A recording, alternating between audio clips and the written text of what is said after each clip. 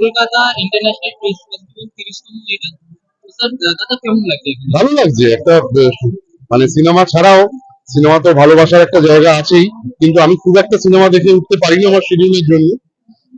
এখন যেহেতু নানান রকম অ্যাপ হয়ে গেছে, অ্যাপেই দেখে নিই। কিন্তু খুব ভালো লাগে, সবার সঙ্গে দেখা হয়। আর শীত মানেই তো একটা পার্টি পার্টি আমেজ। নানান গুণী লোকদের সঙ্গে দেখা হয়, কথা হয়, আড্ডা হয়, এটাই একটা বাড়তি পাওনা। কলকাতার সাথে কিন্তু এই ফিল্ম ইন্ডাস্ট্রি, এই যে ফিল্ম ফেস্টিভ্যাল, এটা কিন্তু প্রথমত লন্ডনে কিন্তু স্পেশালি এই ব্যাপারটা কিন্তু আমরা প্রতিবারই দেখে থাকি। আর এইখানে এসে কিন্তু বহু লোক, আপনারা এর আগেও দেখেছি এখানে যেগুলো দেখছি, বহু লোকের আসা যাওয়া আর বহু তারকাদের কিন্তু এখানে দেখা যায়। আপনাকে এবার আমরা পেয়ে গেলাম এখানে। তো দাদা এইখানের সাথে তো একটা ফিল্ম ফেস্টিভ্যালের ওতপ্রোতভাবে জড়িয়ে থাকে, এই নিয়ে আমি কি বলবো?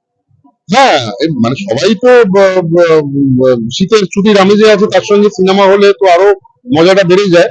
এবং কিন্তু আমার মনে হয় না এখানে যারা উপস্থিত আছে সবাই সিনেমা দেখতে আসে, একটু মজা করতে আসে, অনেকে প্রেম করতে আসে, নানান কারণে আসছে, সারা বছর ধরেই আসে। তো ওটাই আর কি, নানান কারণে আসা হয়, ও সবাই মজায় আছে, এটাই তো। মানে আমরা তো আস্তে আস্তে পজিটিভিটি থেকে অনেক দূরে সরে যাচ্ছি।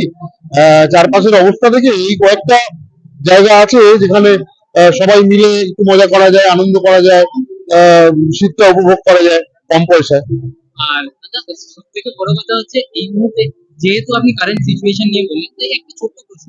এই মুহূর্তে বাংলাদেশের যা পরিস্থিতি চলছে, আপনি তো দেখছেনই যা প্রত্যেক দিনকার নিউজে যা আছে, সেই নিয়ে কি বলবেন? আমি প্রথম কথা নিউজ দেখি না, খবরের কাগজ পড়ি না, কারণ এত নেগেটিভ ভাইব সকালবেলা আমি নিতে পারি না। সারাটা দিন আমার তো মগজাস্ত্রের কাজ। সেই জন্য এবার দেখো বাংলাদেশে কি হচ্ছে, যা হচ্ছে খারাপ হচ্ছে, এটা হওয়া উচিত নয়। সবার মতন তো আমি একই কথা বলবো। আর এইটার জন্য ভাবার লোক আছে, একটা ডিপার্টমেন্ট আছে, তো সেই ডিপার্টমেন্ট চিন্তা করুক, আমি অভিনয়টা নিয়ে চিন্তা করি। Thank you.